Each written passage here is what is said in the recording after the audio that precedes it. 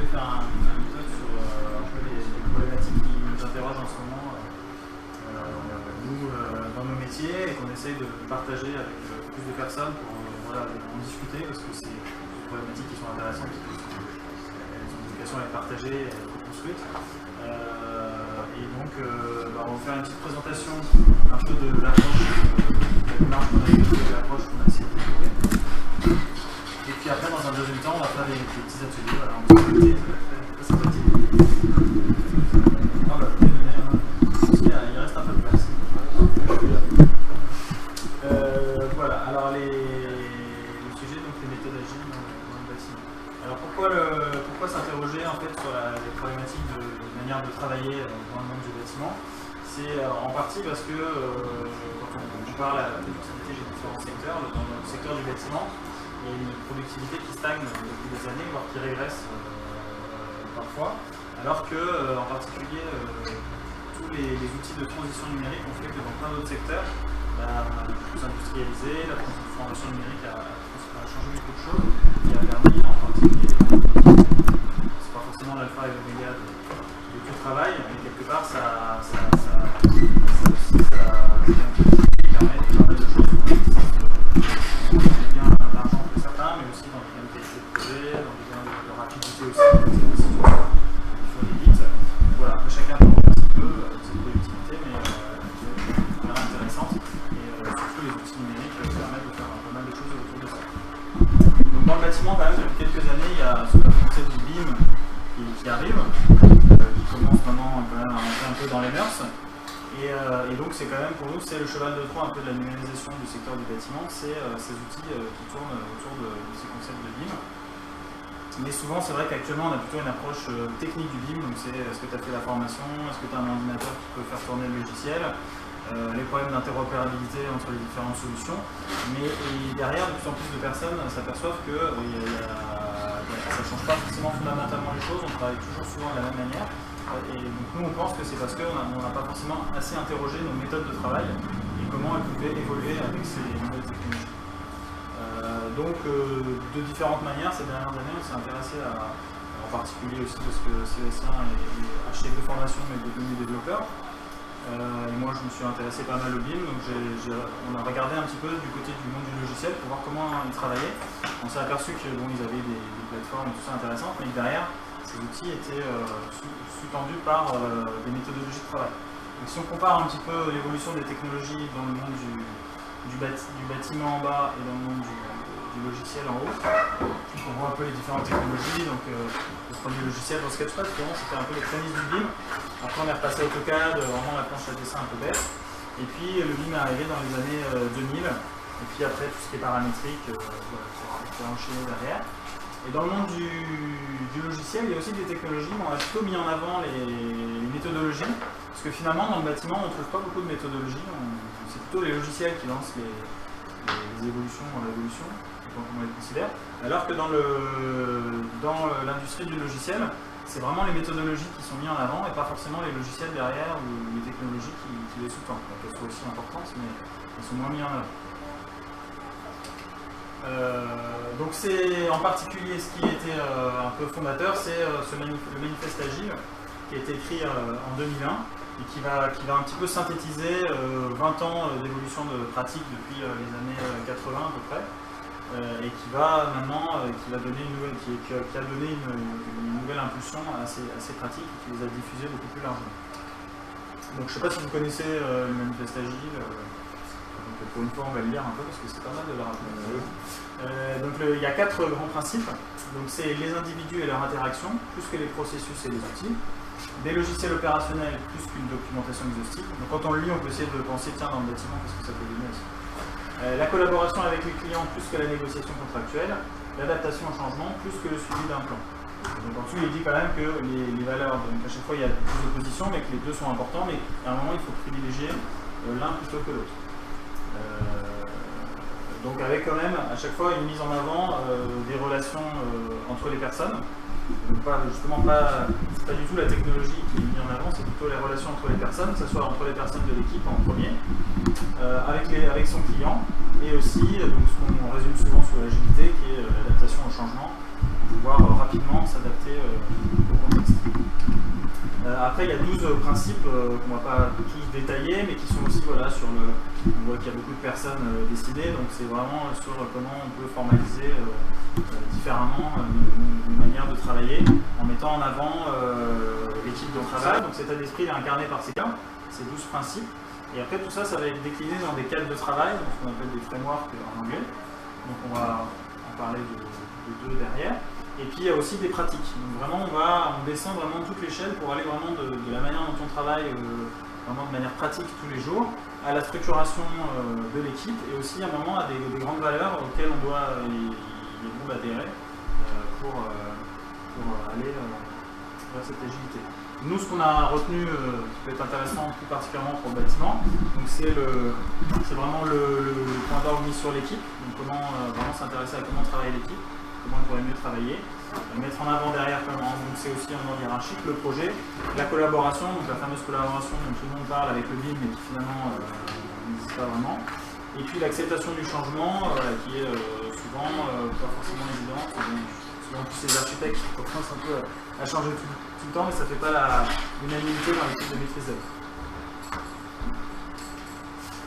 Donc les cadres méthodologiques, il y en a vraiment plein. Alors, et puis dans les pratiques, on a par exemple l'extreme programming, c'est bien réfléchi, vraiment comment on peut aller au bout de bonnes pratiques pour les pousser à fond et qu'elles soient bénéfiques pour le projet. Alors après, il y a des gens qui se sont dit, bon bah voilà, tout ça c'est dans le logiciel, mais est-ce qu'on pourrait l'adapter ailleurs? Maintenant, c'est vrai que le terme agilité, c'est devenu un peu galvaudé, tout le monde met ça à toutes les sauces.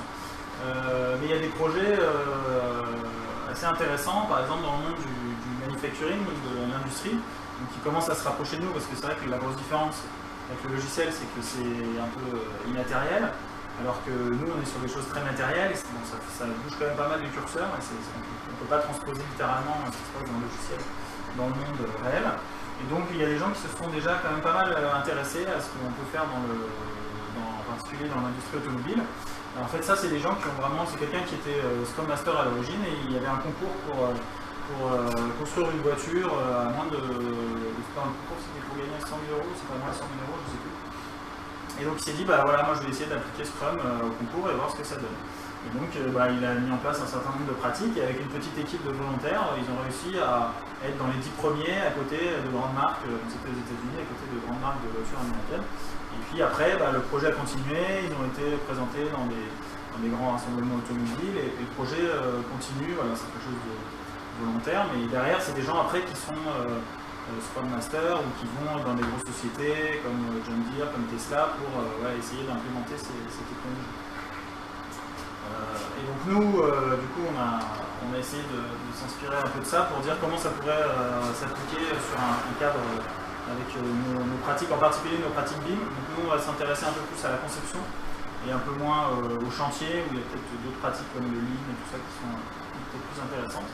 Et donc on a un peu adapté leur schéma, voilà, c'est inspiré quand même, on a inventé la roue, mais autour de trois grands axes qui sont d'une part l'organisation du projet, donc vraiment peut-être réécrire le rôle des acteurs, avec des curseurs qui vont un petit peu bouger, et vraiment se mettre en tête d'essayer de livrer fréquemment, donc comment on peut faire pour optimiser ses pratiques de travail, pour quand on a une plateforme d'échange, publier sa maquette numérique, voilà, toutes les semaines, voire moins, pour vraiment que les itérations soient courtes. Après, avoir des indicateurs pour mesurer l'avancement de son projet, et puis mettre en place des pratiques de retour d'expérience, donc à chaque fois qu'on termine une phase, ou même peut-être à chaque fois qu'on livre une maquette, se faire une petite réunion, alors après à l'échelle de l'équipe dans une entreprise, à l'échelle peut-être du projet, pour se dire voilà, qu'est-ce qui a bien marché, qu'est-ce qui n'a pas bien marché, comment on peut améliorer nos pratiques. Parce qu'en général, on a bien charretté et tout, on rend les documents, et puis ciao, on se revoit quand le projet redémarre. Donc essayer d'avoir plus de continuité pour que les équipes arrivent à travailler de mieux en mieux. Donc ça c'est sur l'organisation un peu générale. Après on a des principes fonctionnels, donc là purement sur la manière de travailler. Donc par exemple de formaliser donc, ce qu'on appelle les user stories dans le monde de l'agile, donc c'est les récits utilisateurs. Donc de formaliser un petit peu plus les demandes du client en travaillant sur vraiment détailler beaucoup plus pour qu'il n'y ait pas d'incompréhension dans l'équipe. Donc un ingénieur travaille sur quelque chose et puis l'architecte il décide un truc qui n'a complètement rien à voir parce qu'ils n'ont pas compris la demande du client de la même manière. Donc peut-être aller un peu plus loin là-dessus. Le travail par pair, essaye d'implémenter là dans mon agence, c'est-à-dire de se dire une demi-journée ou peut-être 2 heures par semaine, il y a 2 personnes qui travaillent en même temps sur le même ordinateur et il y en a une qui dessine et puis tous les demi-heures par exemple ils échangent. Et du coup on va regarder comment on le travaille, on peut lui dire tiens moi je fais ça comme ça, est-ce que c'est mieux, est-ce que c'est moins bien que toi. Après il y en a un aussi qui peut avoir, je sais pas si on fait un dessin de toilette, il y en a qui peut regarder la réglementation, l'accessibilité, et donc c'est assez foisonnant et ça permet peut-être de mettre des profils un peu différents pour que les gens échangent vraiment leurs bonnes pratiques et que chacun puisse en bénéficier. Et puis la conception pilotée par les tests, c'est d'automatiser un maximum de choses pour éviter d'avoir des erreurs grossières, comme justement un problème d'accessibilité, des marches qui sont mal dessinées. Et dans la maquette numérique, c'est vrai que de plus en plus, il existe des outils qui permettent de lancer des tests et en quelques clics de vérifier si l'accessibilité est bonne dans tous les locaux. Et donc à chaque livraison du projet, il n'y a pas de raison que le projet ait des erreurs d'accessibilité ou de normes X ou Y. Il faut que ça soit fluide. Et donc on peut, avec la maquette numérique, maintenant on peut automatiser ces tests. Et le dernier aspect, c'est un peu l'aspect technique qui sous-tend tout ça, avec les pratiques orientées objets. Donc ça c'est les logiciels de BIM qui sont des logiciels orientés objets. Ça change complètement de la table à dessin. Je ne sais pas si tout le monde pratique des logiciels de maquette numérique ou pas encore. La table à dessin? La table à dessin, non, c'est pas très BIM, mais bon, ça dépend si on échange autour. Mais on a des belles images d'architectes ou d'ingénieurs, je sais plus. Il y a longtemps, vous avez des grandes tables et du coup, il y avait un espace de collaboration finalement qui était assez grand. Et quand on a commencé l'informatique, on a vu des écrans tout petits. Et je pense que ça a été assez néfaste justement pour les échanges et tout ça. Maintenant, les écrans sont beaucoup plus grands. Mais... En tout cas, donc ces logiciels, derrière, c'est des objets avec des informations dessus. Et puis la normalisation, donc dans le bâtiment, il n'y a aucune normalisation en particulier en France. Donc quand on fait une porte, quand on a des pièces écrites dans un CCTP, ça va être, selon les prestataires avec qui on travaille, ça va toujours être un chapitre différent, ça va toujours être décrit de manière différente. C'est toujours la même porte dans des immeubles assez similaires. C'est pas de dire qu'il faut tout standardiser, mais que finalement, quelque chose qui est toujours la même chose, on peut quand même standardiser un minimum pour derrière, ça permet d'utiliser la puissance des logiciels pour faire du contrôle, d'automatiser pas mal de choses. Donc si on n'a pas ce socle technique, c'est vrai que c'est plus difficile de développer des parties supérieures. Donc voilà, ça c'est un peu des grands axes de réflexion. Donc on a créé un petit site internet pour essayer de commencer à mettre ça dessus. Donc voilà, on fera peut-être des prochains meet-up vraiment axés là-dessus, sur les échanges à ce niveau-là. Voilà, donc du coup, ça c'est ce volet un peu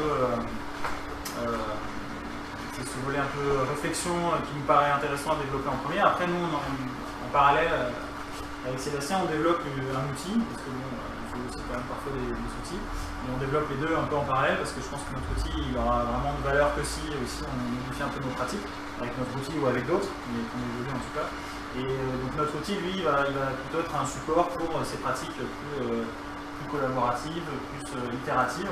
Donc autour de la maquette numérique, en fait, développer une plateforme qui permet d'échanger des remarques autour de cette maquette numérique et aussi de structurer de l'information en sortant un petit peu du cercle mail d'un côté, réunion avec des comptes rendus et donc 2 silos d'informations qui ne se mélangent pas forcément, pas structurés, donc on ne sait jamais qui a répondu au mail, est-ce qu'on a bien toutes les informations, qui doit quelle information à qui, voilà. Donc d'essayer de structurer ça dans une plateforme d'échange. Donc là on voit une interface où c'est ce qui peut se passer en réunion. Donc dans une réunion, on a autant ce qui s'est dit à la dernière réunion que aussi les échanges qui ont eu lieu entre les participants entre les 2 réunions. Et puis on va créer les minutes de cette réunion spécifiquement. Voilà, et ça va permettre de suivre l'avancement. Donc actuellement c'est une version bêta, donc si vous avez envie de tester, si vous pouvez nous faire des retours, on sera très heureux de ça. Il y aura une petite démonstration après pendant la semaine. Donc maintenant on va attaquer la partie atelier. Donc Christine qui va un peu nous présenter ça. Donc pour l'atelier, ça va être un atelier BioFuture. Donc le concept de l'atelier, c'est que aujourd'hui quand vous avez des différentes demandes de changement sur votre projet, des fois vous n'avez pas assez de recul pour pouvoir prioriser, ou des fois c'est le client qui essaie un peu de vous imposer ses demandes. Donc cet atelier s'oriente un peu vers cette problématique-là pour essayer en quelque sorte de montrer que, de 1, quand on a des demandes qui viennent un peu partout, c'est ce qui cause les dépassements de délai et de coût. Et de deux, c'est de savoir comment prioriser en la faisant un peu plus fun avec de l'argent Monopoly, quoi. Donc l'objectif de cet atelier, c'est qu'on va mettre en place une situation donnée d'un projet architectural. On va initier des demandes, donc des demandes clients. Et du coup, vous, ce que vous devez faire, c'est à travers l'argent qu'on va vous distribuer, en fait, vous allez devoir acheter ou ne pas acheter les demandes. Et au fur et à mesure des sprints, donc c'est des itérations qu'on va avoir. Donc on va prioriser les tickets avec le plus d'argent dessus, donc qui sont prioritaires. Et donc c'est eux que vous allez devoir réaliser durant le sprint, avec la contrainte de ne pas dépasser votre délai et votre budget. Donc là, oui, l'idée c'est d'avoir moi j'ai pas présenté ça, d'avoir deux ateliers où là c'est vraiment une mise en situation. On essaie un peu de se dire, bon, tiens, si on était une équipe agile, voilà, comment on ferait avec un peu cette idée d'itérer et de prioriser ces deux concepts un peu agiles qui sont assez intéressants. Et puis après, il y a un autre atelier plus de réflexion générale sur les méthodes. Donc là, il faut un peu essayer de se mettre dans le bain. On va aller s'asseoir après à côté, c'est ça, pour faire ça? Ouais. Ou on s'assoit avec eux directement?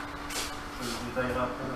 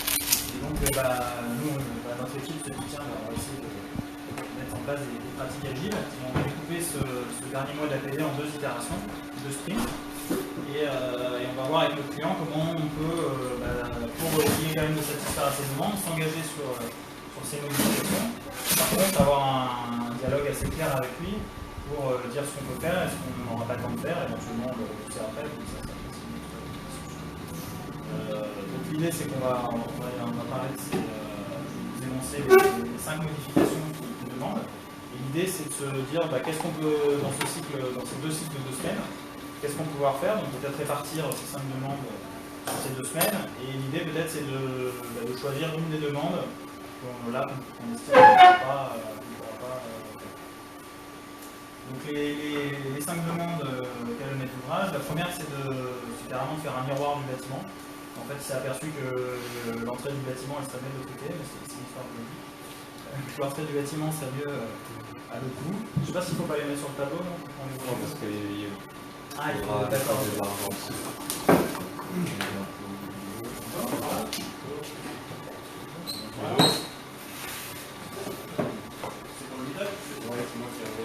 Ah, c'est moi qui vous ai répondu. J'ai pas fait compte du fait que j'avais en plus le compte du jour.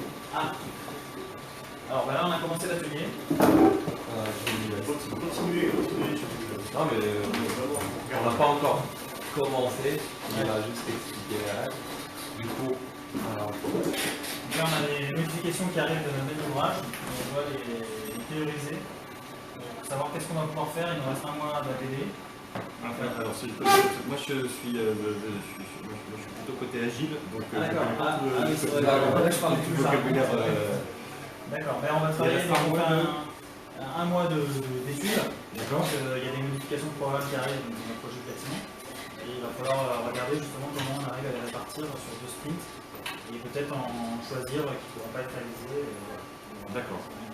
Et on est sur le périmètre de l'étude, pas de... Oui, de l'étude. Là, on est en étude à payer, donc c'est des études de projet. D'accord. Donc une première, c'est de dire que carrément tout le bâtiment va être miroiré parce que le maître d'ouvrage estime que finalement c'est mieux orienté dans l'autre sens, les accès, la deuxième, c'est de déplacer un bloc de sanitaire au rez-de-chaussée d'un endroit à un autre parce qu'en effet, avec la répartition des services. La troisième, c'est d'ajouter des places de parking pour véhicules électriques. Donc 4-5 places de parking pour véhicules électriques, donc les intégrer dans un parking existant en sous-sol. La troisième, c'est sur une des façades d'orienter les stores extérieurs par des stores intérieurs. Parce que l'ouvrage estime que ces stores extérieurs sont plus chers et est-ce que c'est pas suffisant d'avoir des stores intérieurs. Et la cinquième, c'est de réduire la puissance des groupes froids, parce que justement, il estime qu'on a peut-être un peu surdimensionné le matériel et qu'il faut vérifier les études, et qu'on n'a peut-être pas besoin de temps de climatisation, parce qu'il va peut-être avoir des pratiques plus vertueuses environnementales, et donc on peut aller un effort sur ce matériel. Donc voilà, il y a différents types de modifications, plus ou moins importantes. Et donc, peut-être ça peut être intéressant d'avoir un point de vue. On peut commencer par un architecte, un ingénieur, il y en a un. Je ne sais pas, qu'est-ce que ça vous inspire ces modifications? Donc je pense qu'on discute un petit peu d'ordre général les modifications et après on commence à voter, c'est une sorte de vote en fait. Donc dans un premier temps, on va commencer déjà par discuter chaque modification. Donc chacun selon son expérience, sa maîtrise, donc il nous dira un peu ce qu'il en pense. Est-ce que c'est quelque chose qui est facile à gérer ou difficile à gérer, faire une sorte de première estimation. Donc par la suite, ce qu'on fera, c'est que chacun en fait déposera de l'argent dessus selon l'importance qu'il estime par rapport au premier sprint. Et du coup, dès qu'on aura en fait les tickets qui seront les plus où on aura le plus d'argent dessus, figureront dans notre premier sprint. Les autres resteront dans le backlog. Et du coup, dans la deuxième itération, on va devoir encore revoter sur les tickets. Et en fin de compte, l'un des tickets devra passer à la trappe. Et on expliquera cela aux clients par la suite que selon les estimations qu'on a faites ainsi que la contrainte de budget et de délai, que nous ne sommes pas en mesure de réaliser pour le moment ce sujet-là sur les 2 sujets. On doit mettre de l'argent proportionnellement à la difficulté ou à l'importance? À l'importance.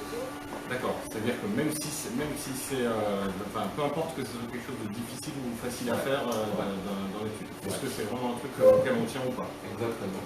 Donc là on se met du côté du client. Ouais, exactement. Tiens, il faut quand même savoir si on peut réaliser cette période. Parce qu'en même temps, par exemple, sur un sprint, si on prend un sprint de 2 semaines, changer l'orientation d'un bâtiment, je ne crois pas que c'est faisable en 2 semaines. Écoutez, justement, on peut intégrer les 2 facteurs. Je pense que ça sera peut-être un peu plus. Je pense que ça dépend pas uniquement des logiciels. En théorie, on ne devrait pas pouvoir changer de 180 degrés. Le débat est ouvert. Je vous donne votre argent. Donc, toi, tu penses que c'est impossible? Ah oui.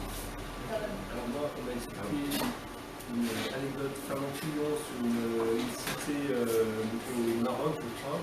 La veille du rendu a demandé à son équipe de s'y maîtriser et c'était à la table d'administration. De quoi? C'était juste pour... Ils ont retourné contre la fenêtre et ils ont décidé de... C'était 100 personnes qui ont passé leur nuit et à l'époque, ici, encore. Il y a forcément le roi qui a dû passer par là. Dans la partie conception, pas dans la partie exécution des plans. Moi j'ai une question. Est-ce que du coup, ça, c'est quelque chose qui se passe entre maître d'œuvre, dans l'équipe maître d'œuvre. C'est pas ton fric à la maîtrise d'ouvrage qui. Non. Après, c'est une manière de voter. Ouais, non, mais parce qu'on pourrait très bien dire à la maîtrise d'ouvrage, vous disposez de 500 coins. Et du coup, après, si vous le travail de voter pour théoriser. Ouais, C'est pour ça que je pense qu'il faut intégrer C'est pour ça que j'ai posé le. cette question-là, c'est parce que je veux pas vous développer tout votre truc en l'air. Mais a priori, c'est plutôt côté client qu'on va faire ce chiffrage de qu'est-ce qui est important pour moi. C'est-à-dire le client va dire ça, ce truc-là, le fait de se maîtriser, c'est indispensable parce que je m'attendais à faire gaffe qu'il y a tel et tel truc. Ça, j'y tiens plus que tout. Par contre, les places de parking électrique, de toute façon, les gens qui bossent là, ils viennent en fond et voilà. Donc ça, on s'en fout. Donc la maîtrise d'ouvrage, le client, c'est une connerie d'assimiler maîtrise d'ouvrage et client.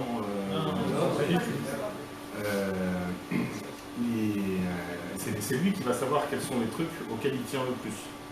Et après, la maîtrise d'œuvre, elle va faire de l'autre côté, elle va chiffrer l'effort que ça lui demande. Sur les deux tableaux. Et après, alors c'est comme ça qu'on fait sur les projets informatiques.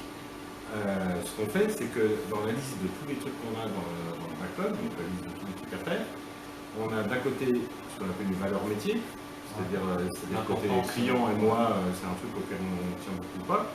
Et puis d'un autre côté, on a un effort à fournir. Et ce qu'on va faire, c'est que pour prioriser, on va faire d'abord ce qui ne demande pas beaucoup d'efforts et qui a une grande valeur métier.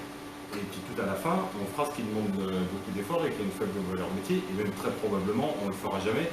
Parce que concrètement, ça veut dire que c'est quelque chose qui coûte plus cher que ce que ça rapporte. Voilà, c'est juste pour ça que j'étais un peu surpris dans du coup, je suis peut-être allé un peu trop Non,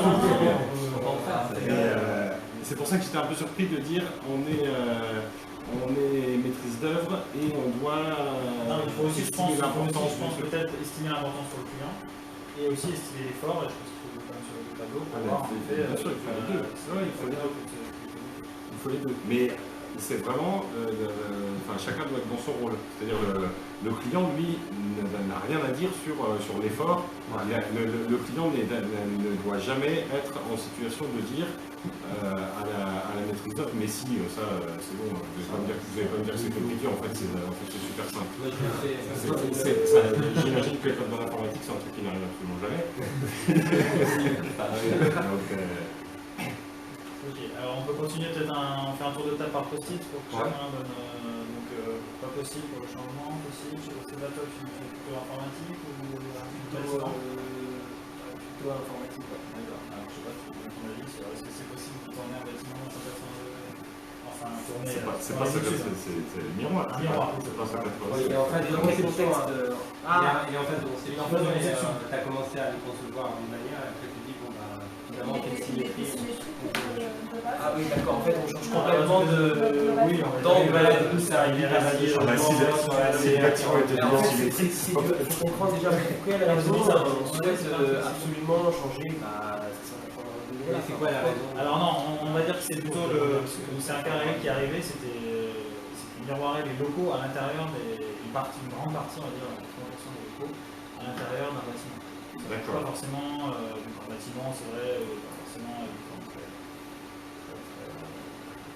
Voilà, on va parler d'un bâtiment de bureau, 3 étages, ça peut être une barre, voilà, un L, quelque chose.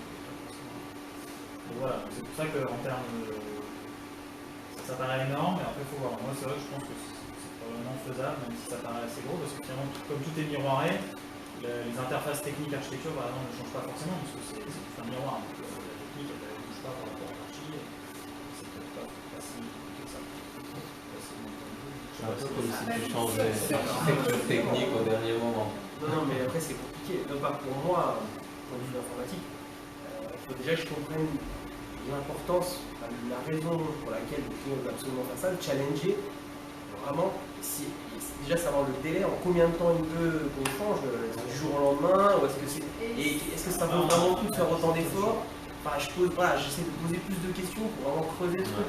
Et après, si pour l'instant on parle pas de l'effort, pour l'instant on parle de est-ce que ça a vraiment de l'importance. Donc justement c'est là que tu disais pourquoi est-ce que est-ce que le client il a compris pourquoi le bâtiment était orienté comme ça? Exactement, est-ce qu'il a eu la bonne compréhension technique de la manière dont on a orienté les choses?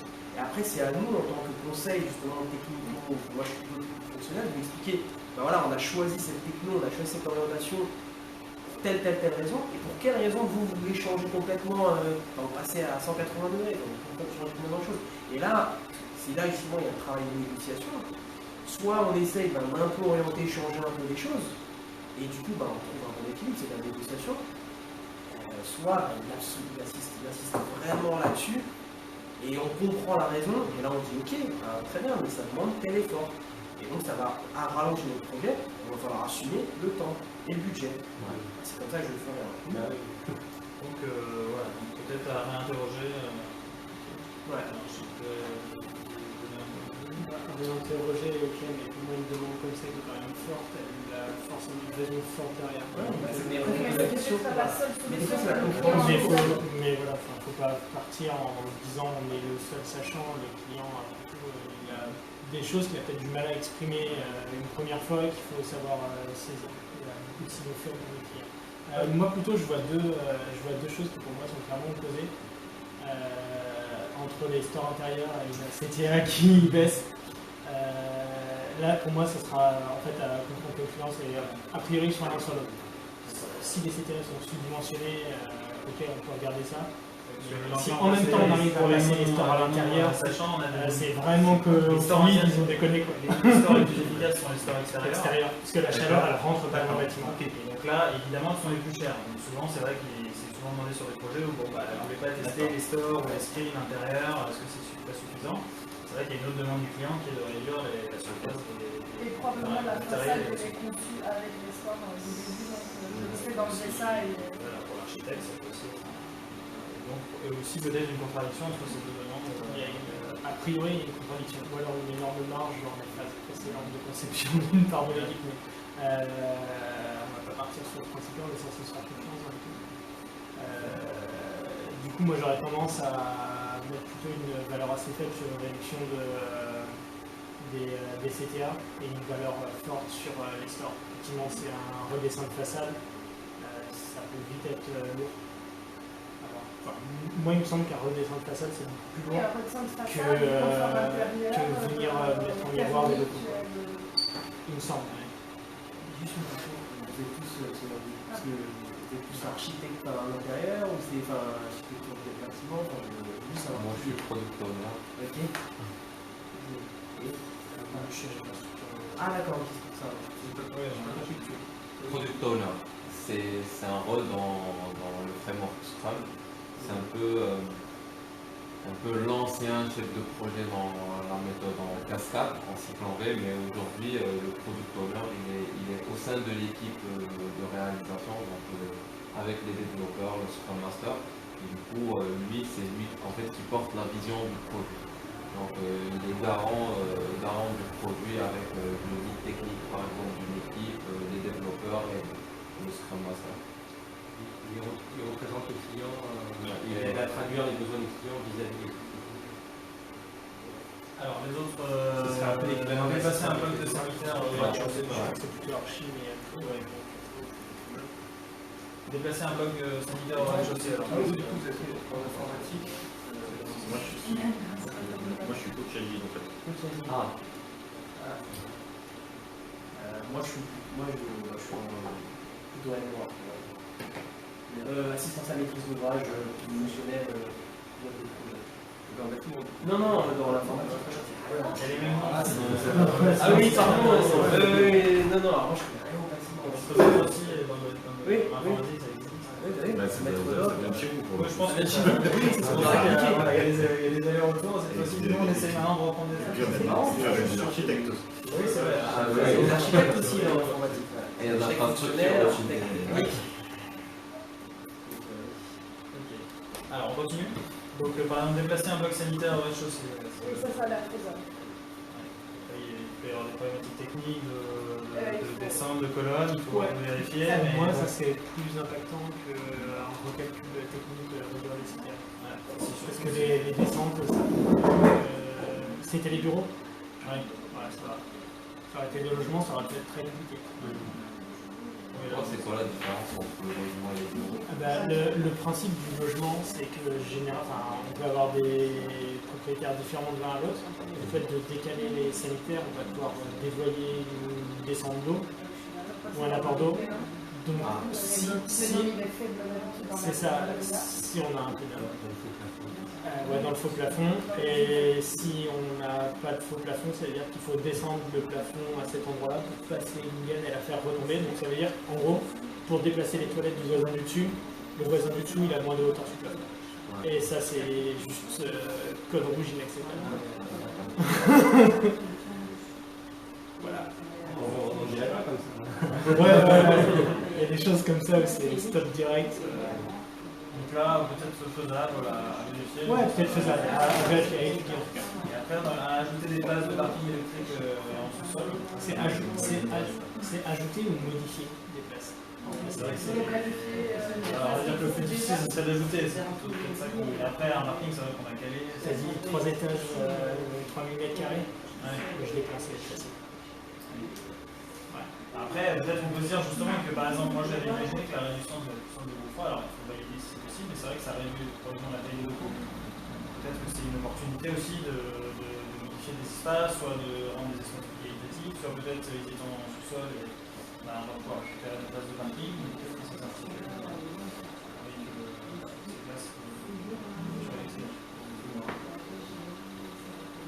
Ça, de toute façon, il faut transmettre ça aux experts qui Oui. Non, mais c'est ce que je veux dire, il y a des choses qui concernent certaines personnes dans l'équipe et d'autres qui en concernent moins. Oui, elles sont quand même intriquées, quoi. Finalement, peut-être un aspect technique, ça va déclencher une réduction de locaux, donc finalement, qu'est-ce que l'architecte, à un moment, va l'interroger, qu'est-ce qu'on fait de cet espace, sachant que c'est un bâtiment, donc est-ce que c'est attribuer des espaces pour les agrandir, oui, pour gagner vraiment un carré, mais bon, voilà, on peut imaginer. Et après, justement, dans cette on a quand même ces 2 fois 2 semaines, on peut se dire qu'est-ce qui, avec les interactions que nous on connaît dans le pratique métier, qu'est-ce qui est faisable pour réaliser ces modifications. Donc qu'est-ce qu'on fait en vote On fait un premier tour de. C'est quoi les échelles Donc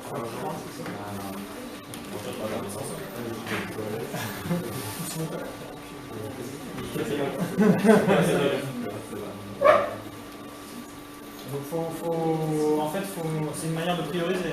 C'est-à-dire que plus on met d'argent, plus on estime que c'est là. Donc c'est en fait les tâches où il y aura le plus de points. Selon les tâches, les 2 tâches qu'on va réaliser. Voilà, c'est les trucs. Les tâches qui auront le plus de points. Là, si on ne le fait pas, c'est même pas la peine de construire le bâtiment. Exactement. Et aussi, on sait qu'on peut quand même les faire en premier parce qu'il nous reste ce premier sprint. Non, pour l'instant. Moi, je pense que à mon avis, c'est de commencer par la valeur. On parle juste de la valeur. La valeur client.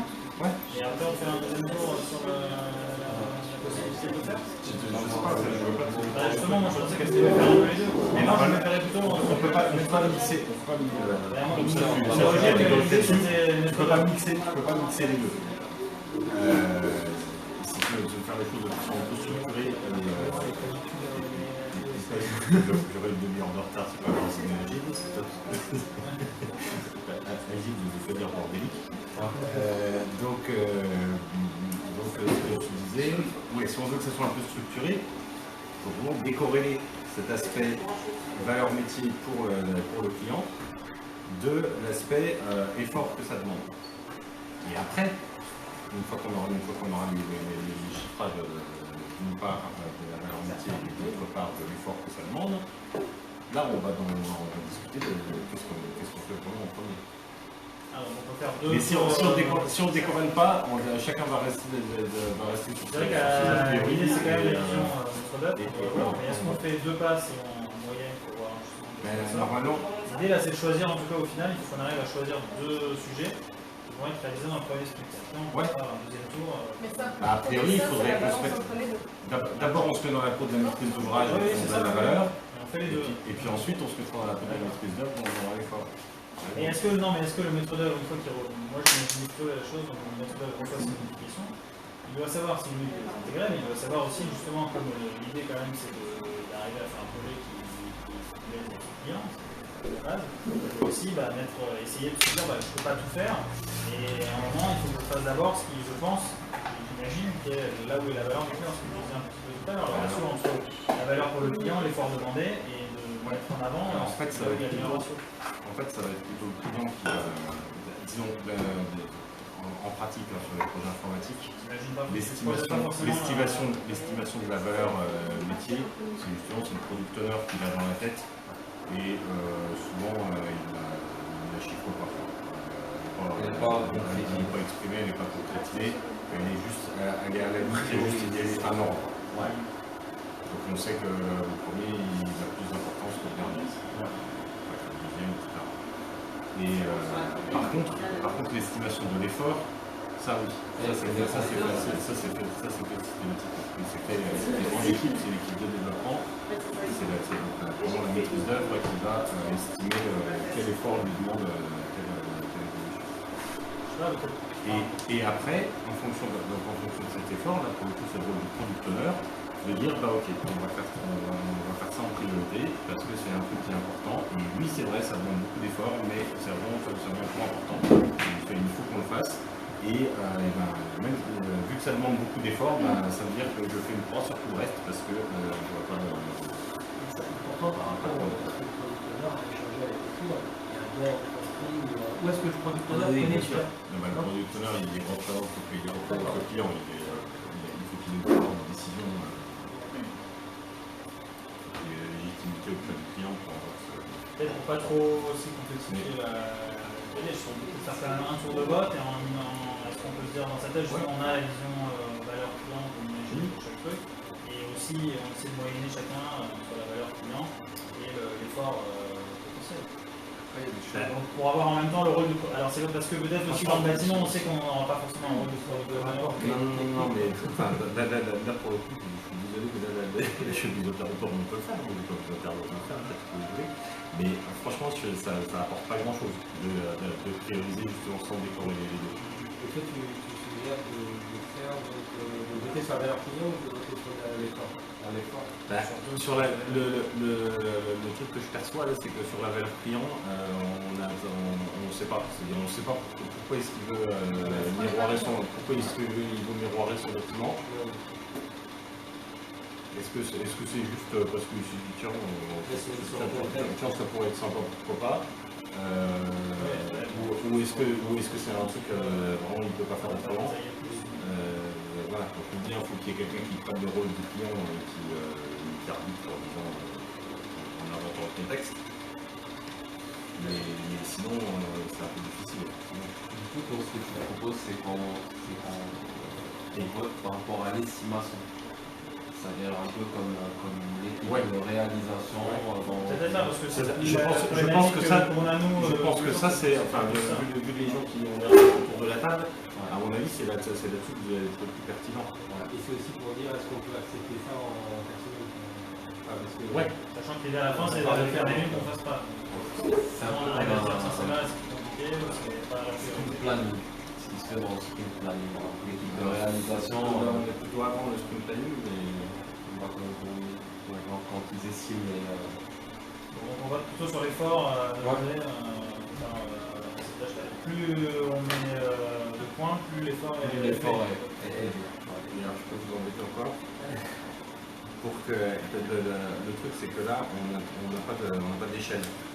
C'est-à-dire, moi, je vais peut-être mettre. Pour avoir des équivalents. Je vais peut-être mettre 1000 sur un truc et puis 5 sur un autre truc. Mais en fait, ce qui est intéressant, c'est de se mettre d'accord sur un truc de référence. Je sais pas, j'en prends un au hasard. Un truc sur lequel il n'y a pas tellement de... Voilà, déplacer un bloc sanitaire, ça j'imagine que c'est un truc assez standard qui va coûter à peu près la même chose quel que soit le contexte. J'en sais rien. Non mais ça en général c'est l'architecte déplace en plan, il fait la protection, il diffuse, réduire l'ingénierie valide et puis... réduire la puissance des cours froids, on va dire ça demande un effort de... ça te fait un bon truc ou pas? Là c'est plutôt l'inverse, c'est calcul de l'ingénieur pour dire quelle puissance il y a besoin, après il annonce la taille des machines, il transmet à l'architecte qui remaquette, enfin en tout cas interprète le local selon le maquettage de la dimension des... D'accord, ouais, donc c'est un gros truc quand même. Ça veut dire, c'est pas la même chose. Ça va En français, trois non. fois. Allez, je te donne un exemple, on peut changer, mais on dit, par exemple, on dit celui-là ça vaut 100. Ça demande un effort de 100. Et après les autres, on va les chiffrer relativement. C'est-à-dire, si ça demande deux fois plus d'efforts, ça vaut 200. L'orientation pour toi, c'est le truc. On n'est pas capable de dire une journée homme, c'est 100 par exemple. On va rectifier, je pense que c'est. T'as tes soirée devant toi pour discuter de ça. La réponse est non. Il y a plein de raisons pour lesquelles il vaut mieux chiffrer en points relatifs plutôt qu'en jour. Oui, après je vais avoir dîner, après ça jour. C'était quoi le calcul de réduire la puissance de la puissance? C'est le truc le plus standard. En fait, juste pour justifier pourquoi je pense que c'est pas grand chose, on disait qu'on était en ABD. Dans le bâtiment, c'est là où en gros on fixe toutes les hypothèses. Et après on va détailler, faire des pièces écrites pour que l'entreprise, c'est ça qu'on fait une entreprise. Donc en gros, avant ça, on a pris des hypothèses grossières, c'est souvent fait au ratio, des choses à l'expérience. C'est-à-dire, c'est un bâtiment de bureau, il fait 3000 m², il y a besoin de 150 m² de local technique de ce type-là, 120 de ce type-là, et ainsi de suite.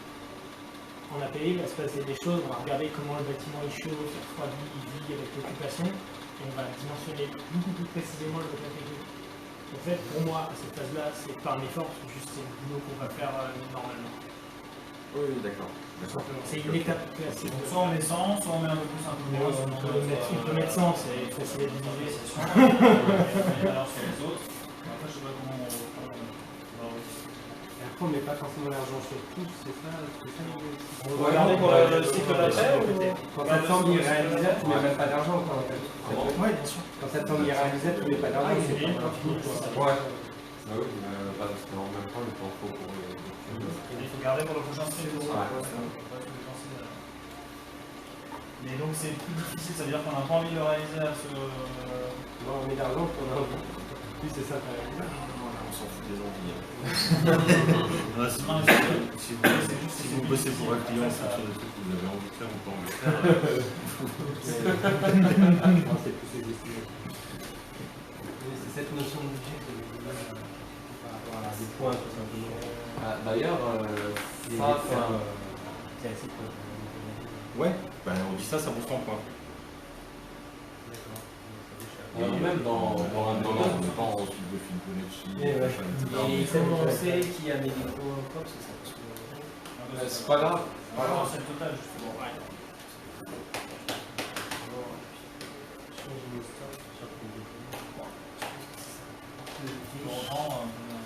On part sur les infinis en rouge ou on met tout sur la... Non, tu mets pas de... Non, mais c'est intéressant. C'est ça.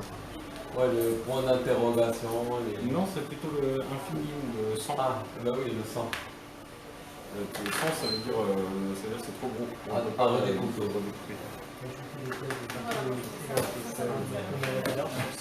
Bah oui, bonne idée. Plus c'est dur. Non, on parle juste de l'effort. D'accord. Sur celui qui sera dur à réaliser éventuellement. Donc l'effort c'est une composante de trois facteurs. C'est la charge, ce que ça va demander beaucoup de travail. C'est le risque. Et les dépendances. Et c'est, on est dans les risques. Dans les risques. et c'est le caractère inconnu du truc. Et là, est-ce qu'on met de l'argent avec son point de vue métier? En disant, pour moi, ça, miroiter le bâtiment, je sais le faire sur le logiciel, ça marche. Et par exemple, peut-être l'ingénieur va dire, pour moi, il y a des calculs, mais est-ce que moi, je dois intégrer l'intégralité des exemples, ou comme c'est le total à chaque fois, c'est le total de chacun? Ça peut se discuter. A priori, c'est quand même plus simple de dire que chacun peut. L'argent qui est au milieu, il est On regarde pour la suite. On regarde pour la suite. Deuxième tour ou on passe à 3? Sinon, vu qu'il y a déjà sur tous les tickets, on peut les garder comme ça direct et après on voit ceux qui ont le plus de points et on essaie de les classer et de rediscuter un peu. Ouais, parce que moi je dis, mélange, c'est un peu Ouais, c'est pour ça qu'il fallait commencer avec 5 par exemple. Voilà. Et là, du coup, c'est même plus que. Non, ça reste. On pourra redistribuer l'argent dans le deuxième tour. Oui, je pense. Ça pose problème. Là, on voit que l'humain va très cher. Il y a même un infini. Ah non, il y a 500. Non, C'est moi. en fait, on aurait dû peut-être mettre C'est peut-être un peu Sérieux? On était dans un contexte de bureau, c'est ça Non, mais Mais de la bureau raison. Alors, combien il y a? Vous voulez que je monte par 150, 150, 200.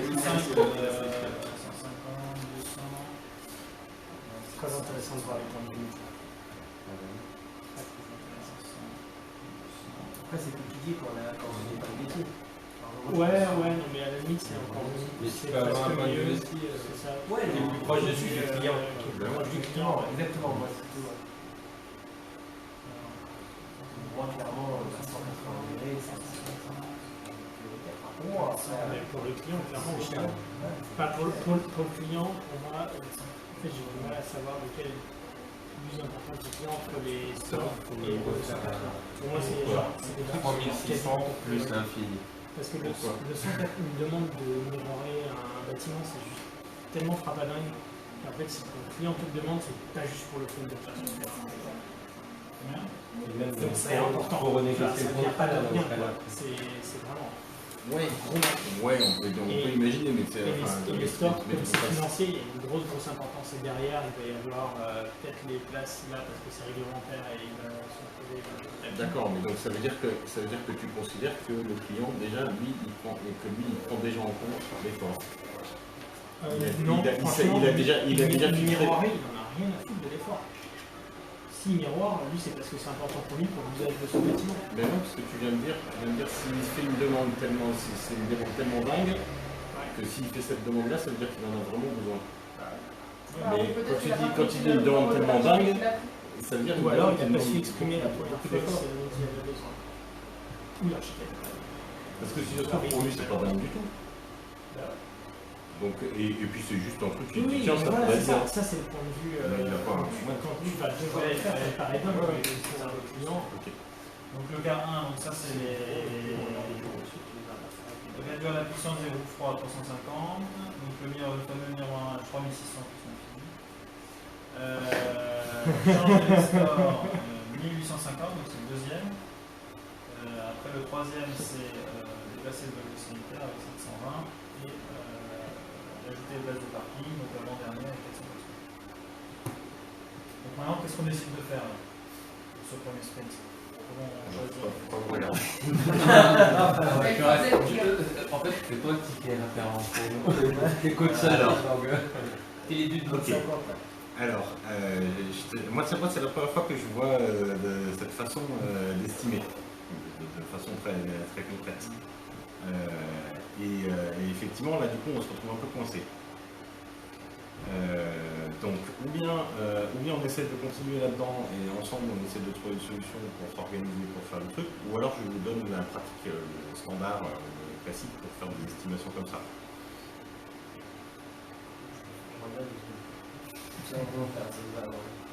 Ça va aller plus vite. Hein. Ouais.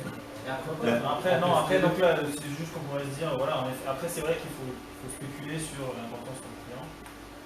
Non, mais là je reste vraiment sur l'estimation de l'effort. En fait, ce qui va se passer pour estimer l'effort, on va prendre les trucs les uns après les autres. Donc on va commencer par le premier et on va dire celui-là, voilà par exemple, on a dit, je vais changer l'échelle parce qu'on a dit que c'est un peu déconnant. On va dire que celle-là, ça vaut 10. Voilà, donc tout le monde se met d'accord sur le fait que on estime que ça vaut 10. Et après on va les prendre un par un. Et on va prendre celle-là, et celle-là, on va tous voter en même temps, on va dire, donc ajouter les places de parking, et on va avoir un jeu de cartes. Où on va, voilà, donc tout le monde est bien, voit bien ce qu'il y a à faire dans le fait d'ajouter des places de parking. Donc là on va discuter, on va dire, ouais mais c'est un parking, je sais pas quoi, c'est un parking aérien avec un ascenseur. On va argumenter nos choix. Et donc ça va être vachement compliqué parce qu'en plus il faut faire passer des gaines, je sais pas quoi, et puis ou alors c'est au sous-sol et c'est un sol qui est hyper humide, enfin, ça sert à rien, bref. Donc là on va vraiment discuter du truc pour se rendre compte de chacun. Chacun va chiffrer, on va dire d'après tout ce qu'on a dit, moi ça me paraît que ça me paraît. Bonjour Monsieur Lavant, Thierry Lavant, je sais pas. Oui.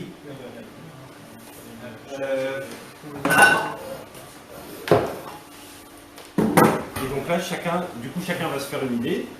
On va dire, par exemple, on compte jusqu'à 3, et à 3, chacun pose sa carte. Donc moi, je vais estimer que ça vaut 20. Lui, il va penser que par rapport à l'autre, ça demande 5 fois plus d'efforts. Et puis lui, il va dire, moi j'estime que ça vaut autant d'efforts. Et puis les autres, tout le monde va dire, Et donc, on va regarder et on va dire. Bon, en gros, on voit que c'est à peu près 20, sauf qu'il y en a un qui a mis 50, donc en gros, on va étudier les valeurs extrêmes qui ont été posées. Et celui qui a mis 50, il va expliquer pourquoi il a mis 50. Il va dire, non, vous ne vous rendez pas compte, en fait, c'est un truc vachement compliqué. Et puis celui qui a mis 10, il va dire, non, en fait, c'est super simple, il y a une nouvelle technologie qui vient de sortir, on peut déployer des places de parking électriques, comme ça, qui est donc, compte tenu de la rediscussion qu'il y a eu, on va revoter et a priori, on peut imaginer qu'on va réussir à s'aligner à peu près sur un chiffre. Après, s'il reste des différences, il ne faut pas qu'il reste des différences extrêmes. Si tout le monde est à peu près dans le même ordre de grandeur, on peut soit dire qu'on prend la moyenne, soit dire qu'on prend la valeur la plus haute. Et donc du coup là, on va dire, admettons, on rediscute et finalement tout le monde est d'accord pour dire que oui, c'est vrai, avec ta nouvelle technologie, c'est génial, hop, donc tout le monde est d'accord pour dire que ça vaut 10. Donc hop, celui-là il vaut 10 aussi. Ensuite on passe au suivant, etc. Donc, une fois qu'on a fait cet effort, qu'est-ce qu'on décide de faire? Alors, une fois qu'on a fait cet effort, ce qui se passe, c'est que le fonctionnement en sprint, c'est un truc qui vous parle, le fait de dire, donc un sprint, c'est une période une semaine à un mois, durant lequel on effectue un certain nombre de travaux. Ça démarre par un sprint planning, c'est-à-dire où on définit quels vont être les objectifs de ce sprint, qu'est-ce qu'on va faire et comment on va le faire. Et puis, durant le sprint, on a ce qu'on appelle des daily meetings. Donc, tous les jours, on se fait un point sur, je vais simplifier, on fait un point sur l'avancement des travaux. Où est-ce qu'on en est dans l'optique d'atteindre l'objectif qu'on s'est fixé. Et puis, à la fin du sprint, on fait une review. C'est-à-dire qu'on regarde qu'est-ce qu'on a effectivement fait, est-ce qu'on a atteint les objectifs, c'est quoi le différentiel, pourquoi, etc. Et puis la toute dernière étape du sprint, c'est une rétrospective. La rétrospective où là, on va plus se poser la question en équipe de qu'est-ce qui fonctionne bien, qu'est-ce qui fonctionne moins bien dans l'équipe, qu'est-ce qu'on pourrait mettre en place pour que ça marche encore mieux. Une des principales problématiques qu'on a nous dans le bâtiment, c'est le daily meeting, c'est qu'en général, il y a un architecte, il y a peut-être une équipe de 3-4 personnes, il y a un ou deux bureaux d'études, qui sont plusieurs personnes, éventuellement dans des services différents pour les bureaux d'études. Alors, un paysagiste, un acousticien, et bon, c'est vrai que la synchronisation, en général, il travaille sur plusieurs projets en parallèle, parce qu'il n'y a pas assez pour nourrir une équipe, à part peut-être l'équipe d'architectes et éventuellement l'ingénierie principale.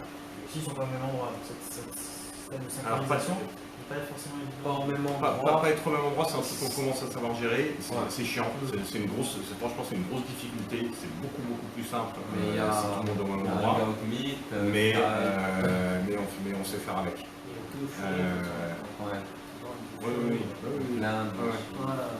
Donc on sait faire avec. On n'a pas tout ça dans le bâtiment, mais bon. Et par contre, ça représente. En France, il y a beaucoup ça dans certaines entreprises. Par exemple, dans l'école, je finis. Donc voilà, j'ai expliqué ce que c'est qu'un sprint. Oui.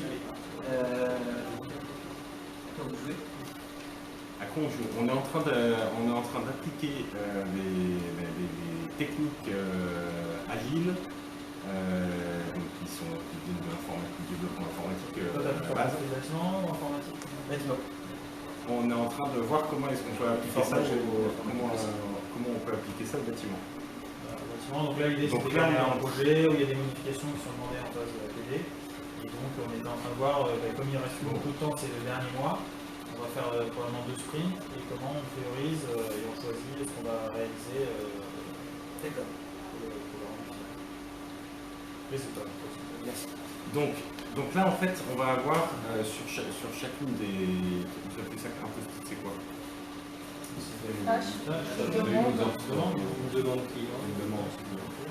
Une demande client, très bien.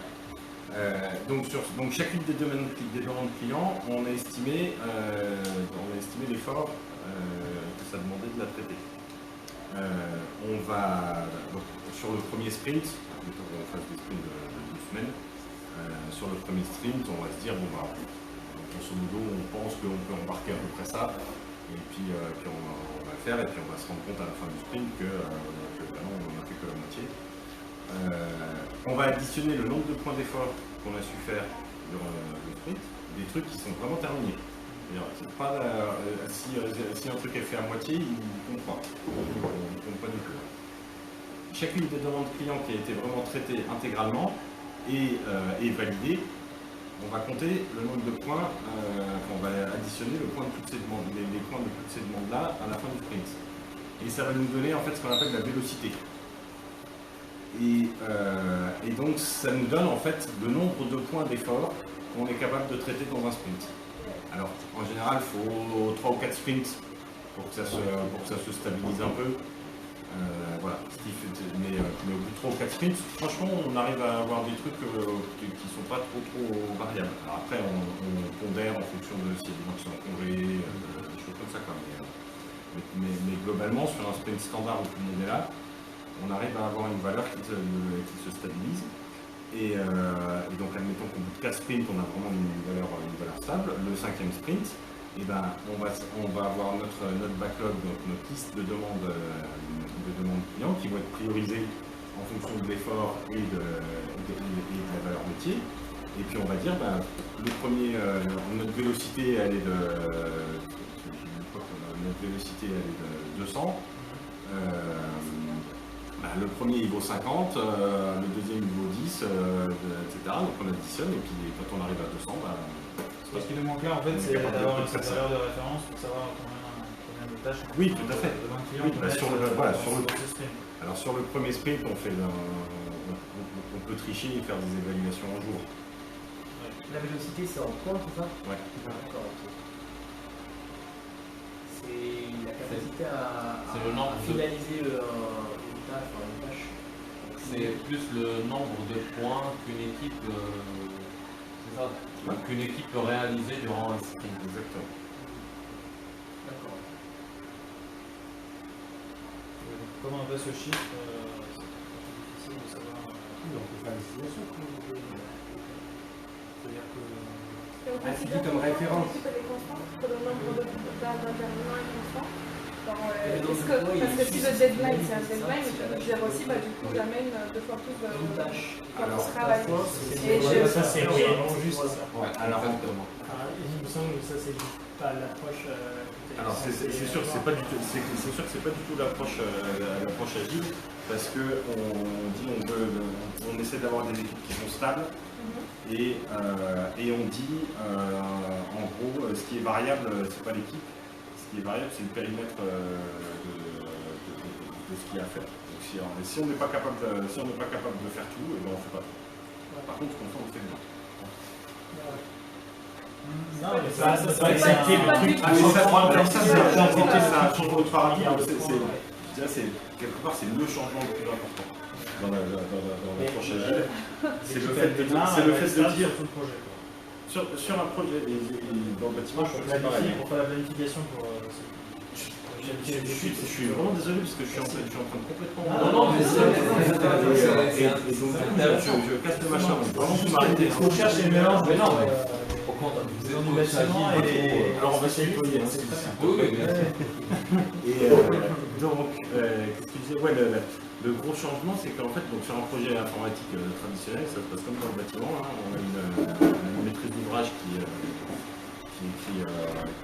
une expression de besoin ou des spécifications générales. Après, on a une maîtrise d'œuvre qui arrive et qui fait une spécification détaillée, donc qui rédige des trucs en détail. Et puis après, on a des développeurs qui développent le truc, etc. Et puis donc, 2 ans après l'expression de besoin, on file le truc au client, et puis le client il dit ah oui mais non en fait ça répond pas à mon besoin parce que quand j'ai rédigé les trucs il y a des choses qui n'étaient pas précises et donc on a fait des interprétations, parce qu'il y a des bugs, parce que mon besoin il a changé depuis, la technologie a évolué, etc. Donc en gros on ne dit plus voilà je veux faire tout ça et j'ai tel budget et tel délai, démerdez-vous, allez-y, et puis on se retrouve à la fin. C'est maintenant, on dit, j'ai un budget mensuel de temps, et je vais en faire le maximum pour ce budget-là. C'était le cycle en V, avant c'était le cycle en V. Ouais. Et donc là, en fait, on va dimensionner l'équipe en fonction de réaliste, hein, si on veut. Alors justement, dans le bâtiment, c'est difficile de faire un budget mensuel. Non, mais bien sûr, c'est là où on est intéressé de. C'est pour ça que je suis là, c'est vachement intéressant de réfléchir à comment adapter ou en tout cas créer nos propres pratiques agiles. Alors voilà, dans les ateliers, c'est plus l'occasion de discuter, d'échanger. C'est des choses, mais c'est vrai que l'adaptation n'est pas forcément. Alors en fait, je pense qu'on va assez rapidement se heurter à l'aspect contractuel du truc, qui est que le client, lui, il veut sur le détail de tout ce qu'il avait demandé au début, et voilà. Après, il y a quand même plein de trucs, plein de techniques et de pratiques agiles qui peuvent quand même, à mon avis, être utilisées. Et alors, et en particulier dans cette phase d'étude, où finalement, on fait quoi de dessiner. Oui, sans ça. Tant qu'il n'y a rien tant qu'il n'y a rien de construit. C'est exactement la même chose que d'écrire des lignes de code. En fait, la chose qui existe, c'est la maquette numérique maintenant, qui est un objet qui va permettre de tester, de faire la réalisation, donc de faire des tests en fait, mais dans quelque chose de numérique, on n'a pas cet aspect construction qui est. Et qu'on peut casser, ça vaut aucun coup de casser. Quand même, ajuster, non, mais ce que je veux dire, c'est qu'il y a. Pas le coup réel. Ouais, non, donc moi, enfin, sur cette partie étude, moi, vu de loin, je pense que c'est exactement, on peut faire exactement la même chose que sur du développement. Sur les projets, on a déjà des mots comme validation continue, des choses comme ça. On a déjà passé des choses comme ça. Et donc, avec les clients, oui, aussi, ça arrive, on sait. Alors, le problème, c'est qu'il y a le marché public, le marché privé. Donc, le marché public, il y a la loi MOP qui structure énormément.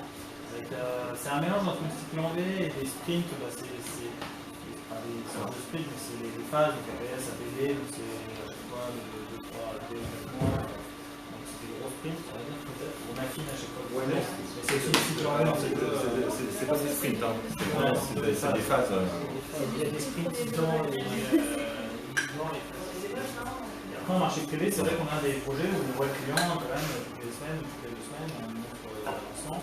Et là, dans ce genre de projet, c'est plus simple, même s'il reste quand même souvent ces grosses phases. À l'intérieur de ces phases, on sait peut-être créer des sociétés. Alors, on fait. Il n'y a pas d'un côté les projets agiles, de l'autre côté les projets cyclés, c'est pas aussi. Voilà. C'est ça. On commence à. Sur un projet agile, on a beaucoup de mal à se débarrasser de plein d'habitude de cycle en V, et sur le projet cycle en V, on commence à faire pas mal de pratiques agiles. Et le côté itératif, et je montre régulièrement aux clients où j'en suis, etc. Même sur un projet qui reste avec des grandes phases, avec un périmètre figé, etc. On le fait. C'est comme une pratique attendue, j'imagine que vous aussi. Pas le client avec le corbeau et il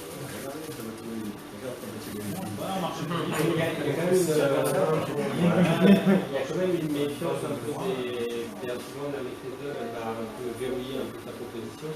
Il faut reporter le moment où elle le montre au client parce qu'elle a pas envie, elle va avoir tous les arguments pour lui dire on fait comme ça. Souvent, du coup, en fin de phase, le client mouline le truc en 2 semaines, son AMO, et il nous sort un tableau avec 500, 1000, 2000 remarques. Et la phase d'après, on commence déjà avec tout le paquet de trucs à revoir, parce que c'est des remarques, on met pas tout en jeu.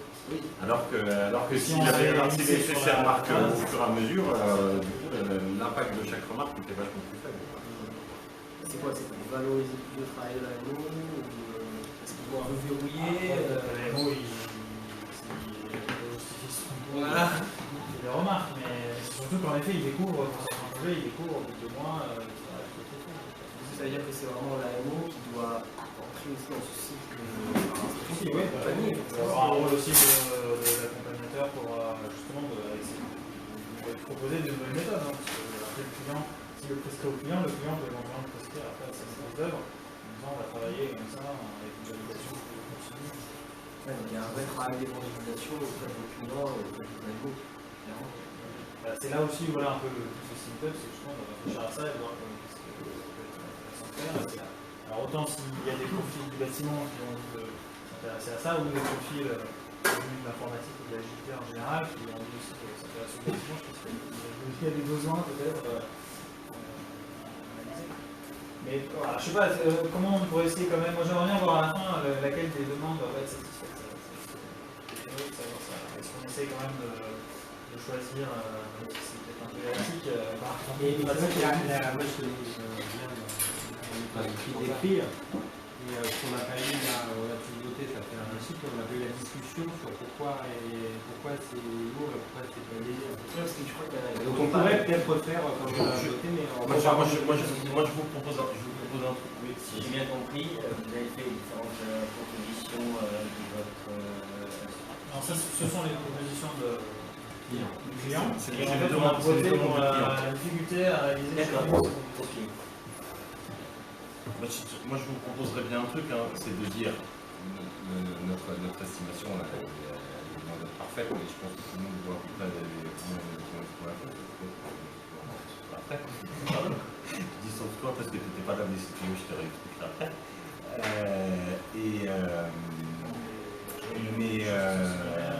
Et par contre, ce qu'on peut peut-être dire, c'est que il y a une personne,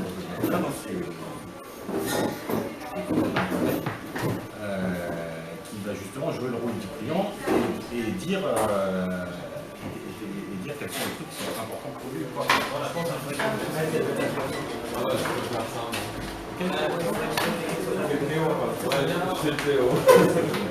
Ouais. Donc pour moi, Alors pourquoi tu veux retourner ton bâtiment? voilà, ça c'est la question. Je veux le retourner parce qu'en fait, au début, on allait avoir une sorte de... La façade allait donner sur le boulevard et la cour allait être du côté de... On allait avoir une vis-à-vis par rapport à notre immeuble. Il se trouve qu'il vient d'être démoli, il y aura un parc. Du coup, moi, je préfère orienter mon immeuble vers le parc, ce qui permettra à la fois à mes collaborateurs de se sentir beaucoup plus dans le confort, d'avoir une vue dégagée, de pouvoir en fait d'avoir peut-être une meilleure isolation et du coup, même cette orientation vers le parc me permettra de ne pas avoir le soleil en pleine face. Du coup, réduire aussi ma facture énergétique. Et ça, vous ne savez pas ça. Mais au début, il y avait un immeuble derrière, du coup, on ne voulait pas avoir le vis-à-vis parce qu'il y avait la proximité, parce que on préférait avoir une vue sur le boulevard que d'avoir la vue sur un immeuble juste en face. Il faut pas ça, en fait, l'immeuble il est plus là parce que la toiture a cramé et puis la voûte a fini par s'effondrer. Il faut renégocier le contrat là. Il va travailler deux fois plus. C'est encore la partie conception, donc D'accord. je vais pas jouer le relou et dire ouais mais c'est encore que le plan, donc tu fais effacer, tu recommences la même chose. On a 10 minutes théoriquement, on va conclure sur cette interview. Donc ça pour moi, Donc ça, toi tu dis c'est méga important. ouais, pour moi ça c'est le point le plus important. Après j'ai aussi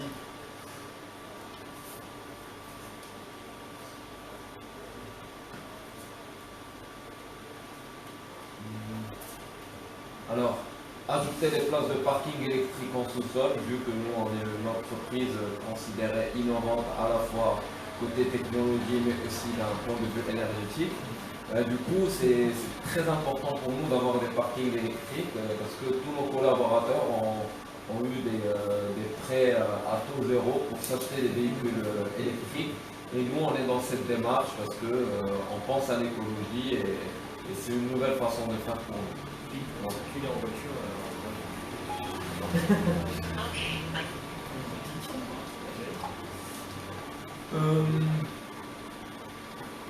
Réduire la puissance des groupes froids. Déjà, c'est quoi le groupe froid? C'est sur quel type d'opération? Grosso modo, c'est des climatiseurs ou des chambres froides?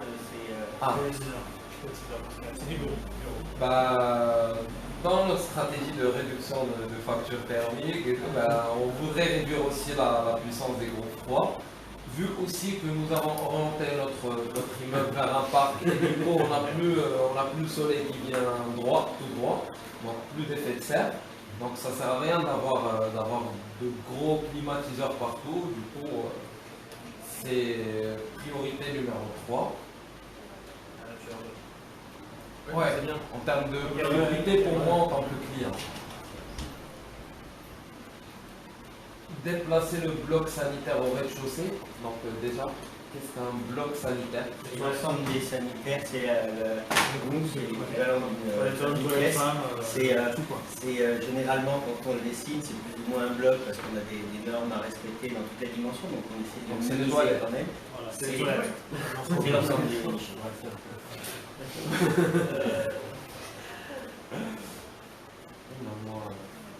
Les déplacer au rez-de-chaussée, je trouve pas ça très intéressant. En fait, tu vas devoir utiliser l'ascenseur à chaque fois. Donc, non, mais ça peut être de déplacer parce que géographiquement, par rapport à ça, il était au plein on milieu. peut imaginer par exemple que c'est une discussion entre services où il y a une tendance de la déplacer peut-être pour le forcément Ou pour que ce soit en liaison avec une grosse salle de réunion ou de réception qui est. je mettrai ça en dernier. Par contre, changer les stores sur une façade d'extérieur vers intérieur. D'extérieur vers intérieur. pour une réduction du coût. Ouais. Mais je pourrais aussi dire que déjà, d'un point de vue genre esthétique, ça me dérangerait d'avoir les stores à l'extérieur. Donc je préfère les mettre à l'intérieur. Du coup, ça c'est les deux. Et du point de vue thermique, Ah ouais? que tu argumentes sur la thermique, c'est un bon argument. Mais sauf que moi je ne le sais pas encore. Du coup, c'est à vous de me l'expliquer. Parce qu'il a tourné la façade vers le Ouais. bas, donc il Ouais, a donc, tourné ça parce qu'il a pas de soleil, il a fait Ouais, je suis orienté nord. Alors, bon, ça c'est le 2, et celui-là il fait.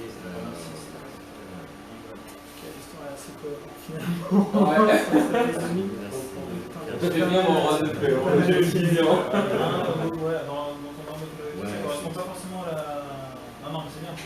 Non, ça fait, là, ce qui est bien, c'est qu'il a bien contextualisé avec les stratégies, etc. Donc là, on voit la logique. Et là, on comprend bien pourquoi tu veux prioriser. Ça va, 500. 1600. Celui-là on fera. C'est une technique de priorisation et planification. C'est vraiment des trous au milieu des tables. Et puis celui-là c'est 700. Ok. Donc au total.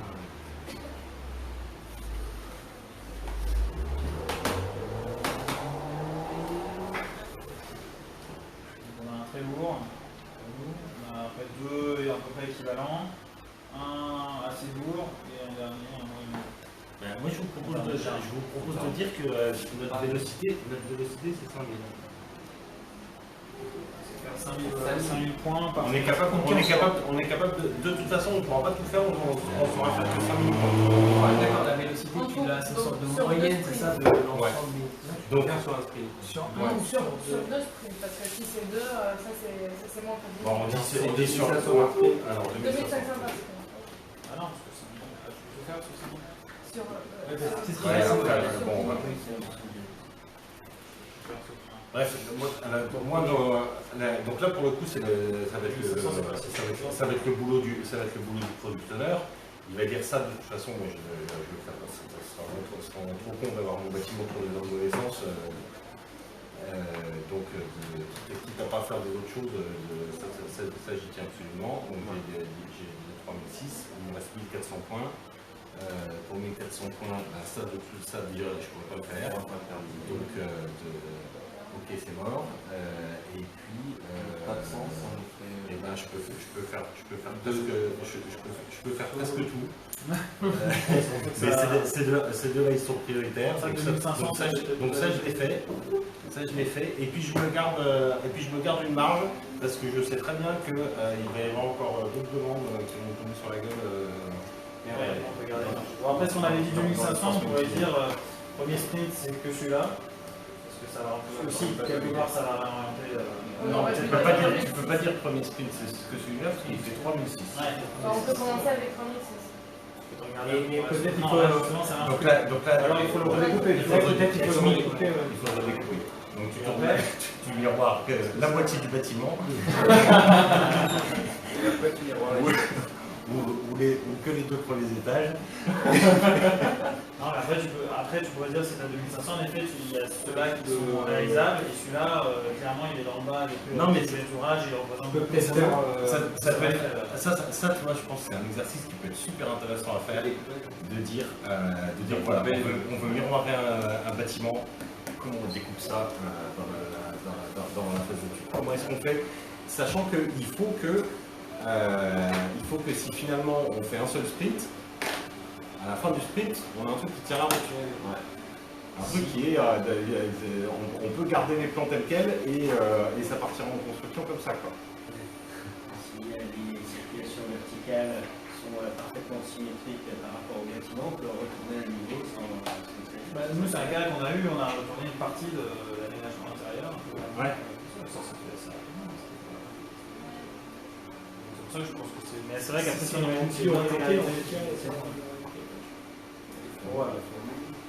alors l'idée c'est qu'on avait une contrainte normalement parce qu'il y a un apéro qui c'est pas fini, bah, il est juste alors, Alors après, on voulait faire un deuxième atelier un peu plus rétrospectif pour plus sur justement sur là c'était la mise en contexte. Maintenant se dire quand on a des demandes de changement qui arrivent comme ça parfois assez lourdes, qu'est-ce qui donc c'était l'atelier Speedboat, c'est ça, classique aussi, et se dire quels sont nos objectifs, est-ce que c'est rentrer dans notre contrat, est-ce que c'est de faire plus à la maîtrise d'ouvrage, X résultat.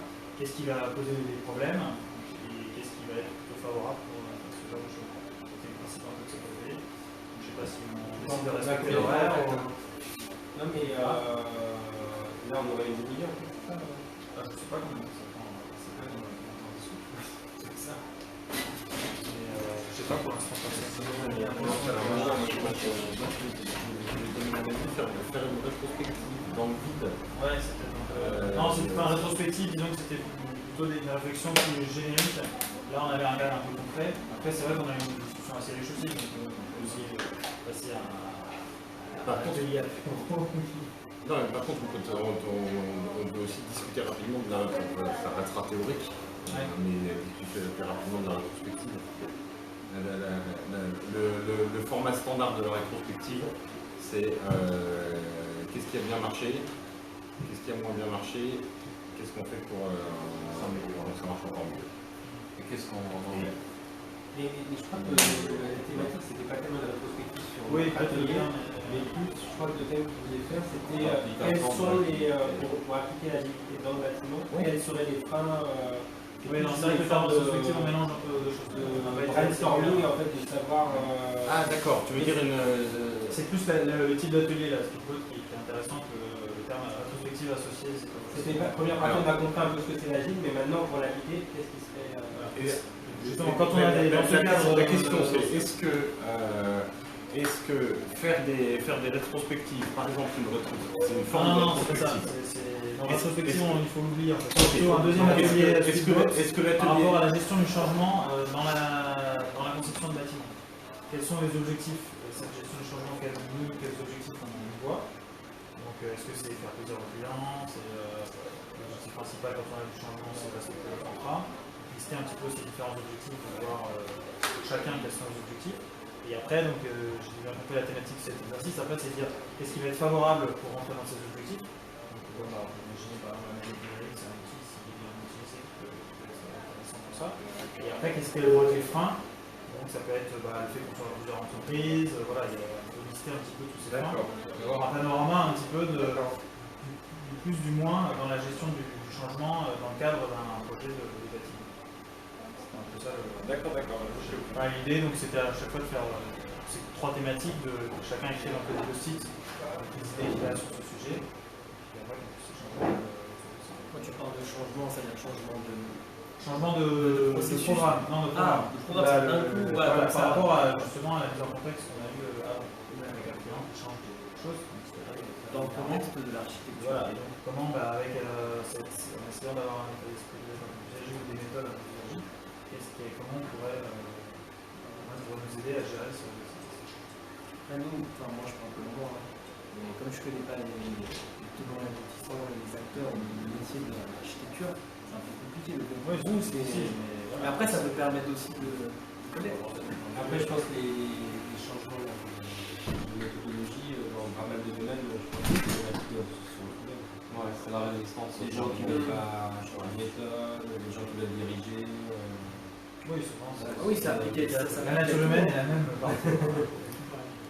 Du coup, c'est un peu ça le rôle d'un coach agile dans une entreprise, c'est de fédérer un peu tout le monde vers l'agilité et faire adopter un peu la méthode. Parce que quand il n'y a pas de coach agile, généralement c'est un peu plus difficile pour des Scrum Masters. C'est une question qu'on se joue. Est-ce qu'il faut mettre par exemple dans des appels d'offres des profils, si on dit qu'on veut avoir une approche de l'agilité, est-ce qu'il faut intégrer un profil comme on intègre un acousticien ou une des grandes valeurs de l'agilité, c'est l'expérimentation. Ouais. Vas-y, essaye, je suis là. Non, mais en plus, je dis ça sérieusement, c'est-à-dire que honnêtement, je suis venu là juste par curiosité. Et en fait, de voir les discussions qu'on a, je me dis putain, mais il y a plein de trucs à faire, quoi. Juste une question, les 2500 emplois, tu as dit c'est la vélocité que ça vous fait, c'est quoi? C'est le budget? C'est ce qu'on a constaté au bout de plusieurs sprints, que le nombre de points d'effort qu'on est capable de traiter dans un sprint, c'était ça. C'est juste un constat.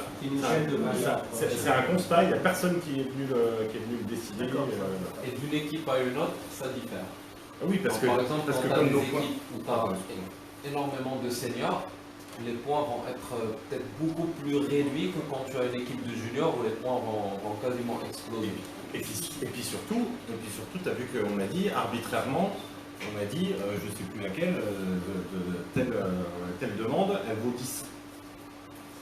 Peut-être que dans une autre équipe, ils vont choisir une autre demande et puis ils vont dire qu'elle vaut 10 et en fait ça représentera 4 fois plus. Donc franchement, l'échelle de points, elle est vraiment propre à une Trop aller. Autre problématique, il n'y a pas de découverte, c'est qu'en interne, dans une société, éventuellement, on pourrait arriver à avoir des cycles plus stables. Par contre, c'est vrai qu'à chaque projet, en fait, il y a des groupements de sociétés qui sont souvent différents. On va aller chercher une ingénierie, on va changer, un coup il y a le politicien, finalement on n'en a pas besoin, on ne prend pas. Et donc à chaque fois, les équipes sont des personnes différentes. Alors on a parfois des habitudes avec certains architectes, avec certains bureaux d'études, mais c'est pas forcément tout le temps le même.